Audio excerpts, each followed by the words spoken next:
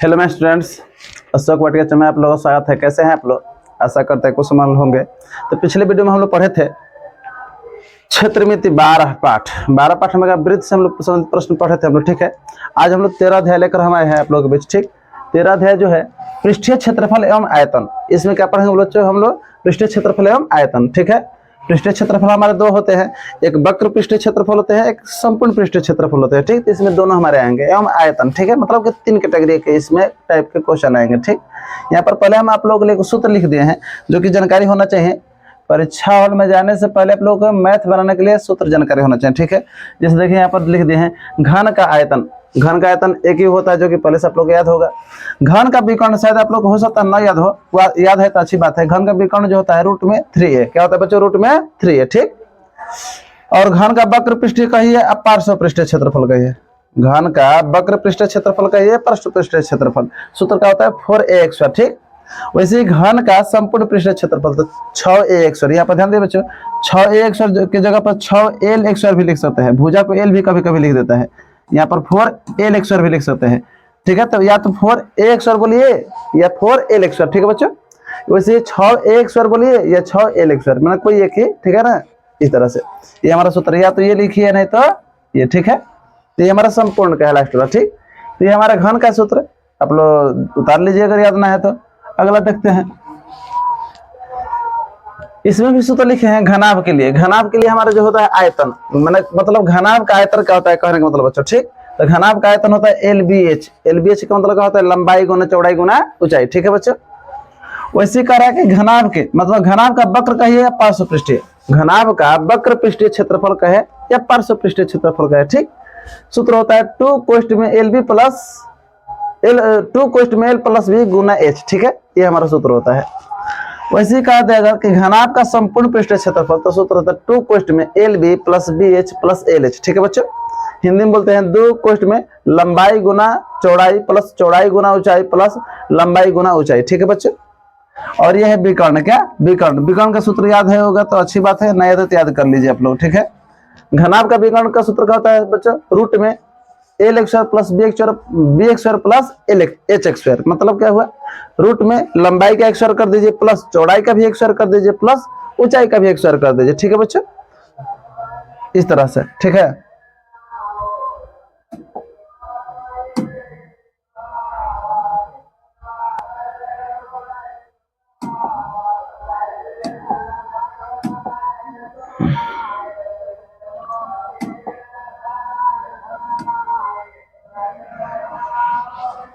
ठीक है बच्चों, अगला हम देखते हैं यहाँ पर ये अगला देखते हैं। ठीक है बच्चों,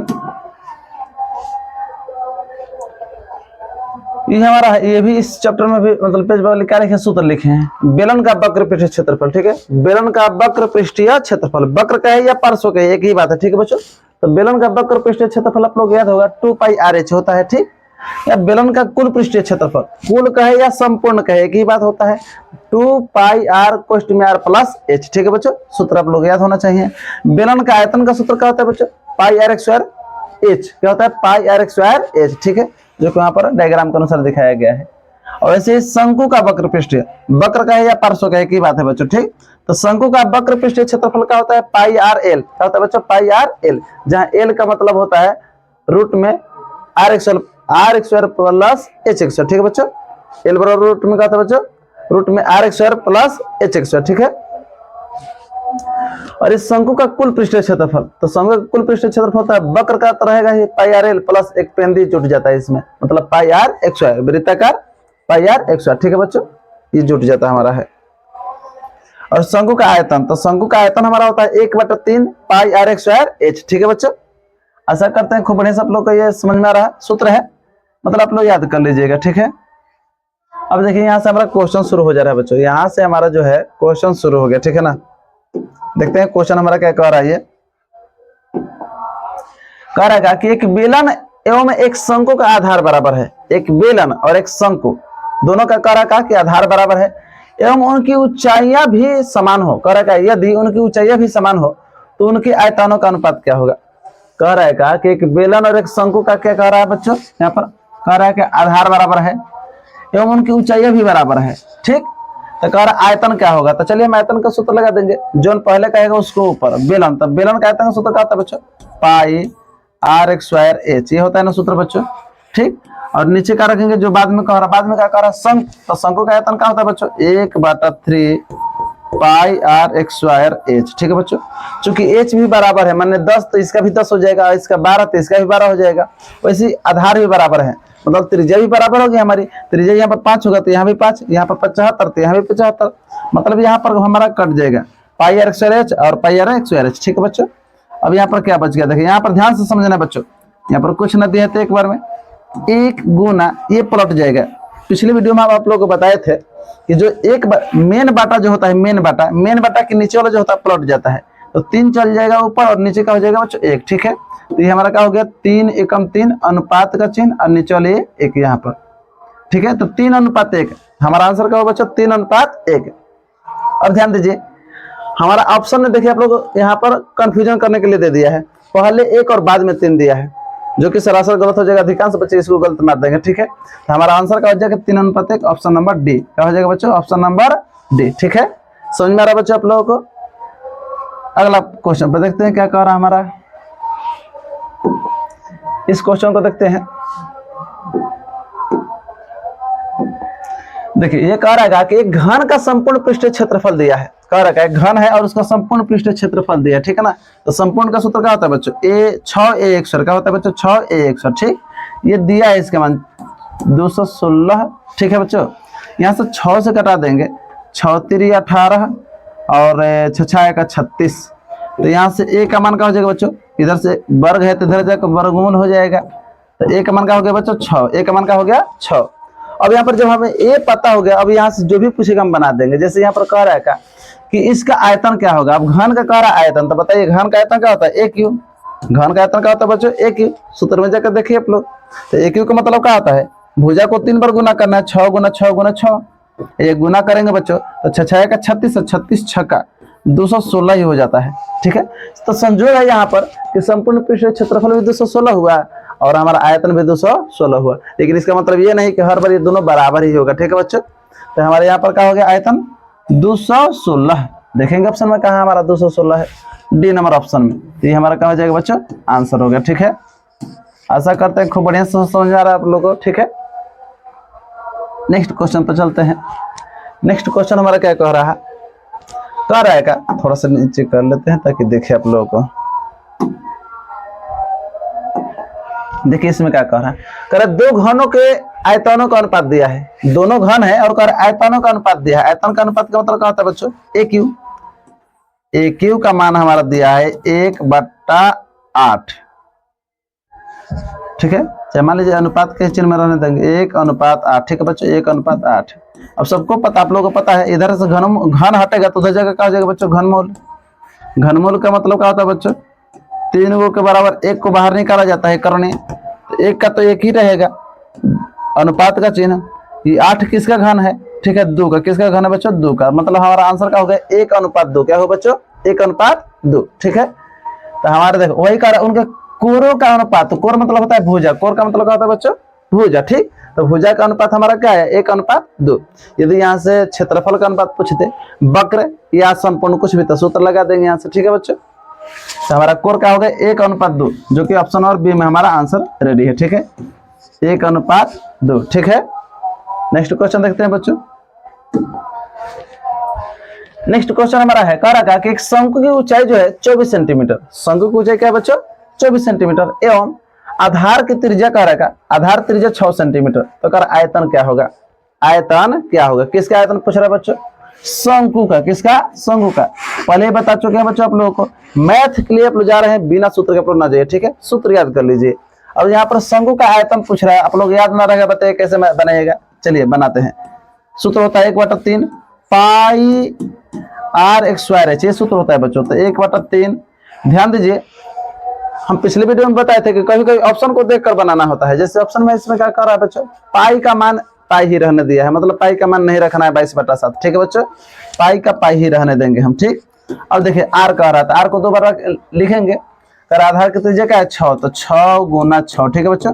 और एच क्या है, एच हमारा 24 है यहाँ पर, तो चलिए अब कटा देते हैं। ये 3 से कट जाए कितना बार बच्चों, 2 बार में। चलिए तो क्या हो गया हमारे, गुना करेंगे तो 6 दूना 12 है, ये 6 दूना 12 हुआ, 12 चौका 48 का 8, हाथ में 4, 12 दूना 24, 24 गो और 4 गो क्या हो जाएगा बच्चों, 28 गो। और ये पाई है तो पाई रहेगा, मतलब हमारा आंसर क्या होगा बच्चों, आयतन 288 पाई। क्या होगा बच्चों, 288 पाई। देखेंगे ऑप्शन में कहाँ है, हमारा पहला ऑप्शन ही रेडी है आंसर के लिए, 288। ठीक है बच्चों, 288 पाई। ठीक, नेक्स्ट क्वेश्चन देखते हैं क्या कह रहा है हमारा। नेक्स्ट क्वेश्चन है बच्चों, कह रहा 5 सेंटीमीटर भुजा वाले घन को 1 सेंटीमीटर भुजा वाले कितने घन के रूप में बांटा जा सकता है। देखिए बच्चों क्या कह रहा है, कह रहा 5 सेंटीमीटर भुजा का क्या है बच्चों, घन है। ठीक है ना, 5 सेंटीमीटर भुजा का क्या है बच्चों, घन है। अब कह रहा है का इसमें 1 सेंटीमीटर भुजा वाले कितने घन काटे जा सकते हैं। ठीक है, तो चलिए हम इसका आयतन निकालेंगे। क्या निकालेंगे बच्चों, इसका आयतन। तो इसका हम आयतन निकालेंगे 5 भुजा वाले का, तो इसका आयतन क्या हो जाएगा बच्चों, 5 गुना 5 गुना 5। घन का सूत्र ही होता है 3 बार, भुजा 1 स्क्वायर बाटा के नीचे एक वाला का लिखेंगे, तो एक वाला का क्या है बच्चों, ये भी हो जाए 1 गुना 1 गुना 1 है, मतलब नीचे एक हमारा रहेगा तो कोई प्रभाव पड़ेगा नहीं पड़ेगा। तो हमारा ऊपर का क्या होगा बच्चों, गुना करके तो 125, नीचे का एक लिखिए मत लिखिए, हमारा आंसर क्या हुआ 125, मतलब 125 वो घन होंगे 1 सेंटीमीटर भुजा वाले, जो कि ऑप्शन नंबर सी में हमारा आंसर दे रहा है 125। ठीक है बच्चों, आशा करते हैं खूब बढ़िया समझ में आ रहा है आप लोगों को। ठीक है, ध्यान से देखते रहिए वीडियो को। नेक्स्ट क्वेश्चन देखते हैं हम क्या कह रहा है। नेक्स्ट क्वेश्चन हमारा है बच्चों, घनाभ की विमाएं जो है क्रमशः 3 सेंटीमीटर, 4 सेंटीमीटर, 12 सेंटीमीटर, तो विकर्ण की लंबाई क्या होगी। बीमा का मतलब होता है भुजा, क्या होता है बच्चों, भुजा। ठीक है, अगर घनाभ की विमाएं मतलब कि भुजाएं जो दी है, तीनों दिया है हमारा 3 सेंटीमीटर, 4 सेंटीमीटर और ये 12 सेंटीमीटर, तो करा विकर्ण की लंबाई क्या होगी। अब यहाँ से फटा से हम विकर्ण की लंबाई, विकर्ण का सूत्र लगा देंगे बच्चों, जो कि सूत्र लिखे थे हम कि L X square plus B X square plus H X. ठीक है बच्चों, रूट में। चलिए हम रूट में फटाक से बना देते हैं, थोड़ा फास्ट गति से बनाएंगे। इस 3 का मतलब तीनों का बारी बारी से क्या करेंगे बच्चों, एक्स स्क्वायर कर देंगे। ठीक, तीनों का, तो चलिए 3 का एक्स स्क्वायर करेंगे, 3 का 9, और ये 4 का एक्स स्क्वायर करेंगे, 4 का 16, और ये 12 का एक्स स्क्वायर, 12 का एक्स स्क्वायर करेंगे तो क्या हो जाएगा बच्चों 144, क्या हो जाएगा बच्चों 144। ठीक है, चलिए जोड़ते हैं, 16 गो 9 गो, 16 9 25, 25 गो और 24 गो, 169, क्या हो जाएगा बच्चों 169। 169 का वर्गमूल क्या होता है बच्चों, 13 का होता है बच्चों 13। अब देखेंगे कि ऑप्शन में 13 हमारा कहाँ है, जो कि ऑप्शन नंबर बी में दिख रहा है, यहाँ पर ऑप्शन नंबर बी में। तो यहाँ से आप लोग समझ में आया बच्चों, आप लोगों को विकर्ण कैसे निकाला जाता है। घनाभ की तीनों विमाएं दी है, मतलब कि लंबाई चौड़ाई ऊंचाई क्रमशः। ठीक है, यहाँ पर क्रमशः ना लगे क्योंकि लंबाई तो कम ना हमारा है, ये लंबाई हो सकता है। ठीक, इस तरह से, चाहे ये भी हो सकता है। ठीक है ना, मतलब 13 हमारा विकर्ण है, तो विकर्ण इस तरह से निकलता है, जो कि ऑप्शन नंबर बी में है। ठीक है बच्चों, अगला क्वेश्चन देखते हैं क्या कह रहा है हमारा। कह रहा है का कि यदि घन का विकर्ण जो है 6√3 सेंटीमीटर है, घन का विकर्ण का बच्चों 6√3 सेंटीमीटर, तो संपूर्ण पृष्ठ का क्षेत्रफल, पहले तो हम भुजा निकालेंगे। क्या निकालेंगे बच्चों, भुजा। तो चलिए यहाँ पर दिया, यहाँ से निकालेंगे। यहाँ पर हमारा कह रहा है का कि घन का क्या दिया बच्चों, घन का विकर्ण दिया, तो घन का विकर्ण का सूत्र क्या होता है बच्चों, √3a। क्या होता है बच्चों, इसी वीडियो में पहले पेज पर आप लोग सूत्र लिख दिए हैं, जाकर देख लीजिए। ठीक है बच्चों, √3a ये हमारा क्या है, विकर्ण का सूत्र है, और विकर्ण बुक में दिया है प्रश्न में, मतलब हमारा ये तो बराबर होंगे ना दोनों।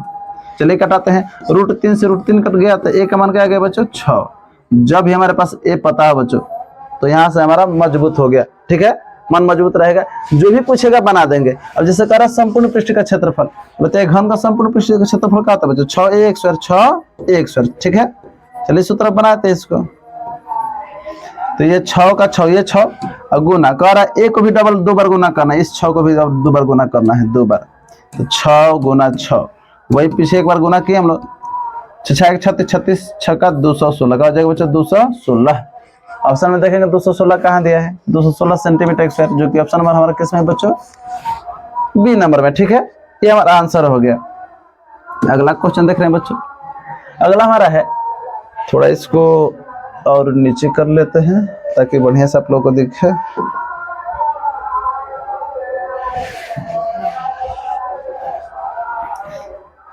देखिए इसमें क्या कर रहा है हमारा बच्चों, ठीक कह रहा है का एक शंकु के आधार का व्यास दिया है, एक शंकु है, मान लीजिए शंकु ये है। ठीक है बच्चों, ये हमारा शंकु है। ठीक है ना, तो शंकु के कह रहा है कि आधार का व्यास दिया है, ये व्यास दिया है, व्यास दिया है बच्चों 10 सेंटीमीटर, ठीक।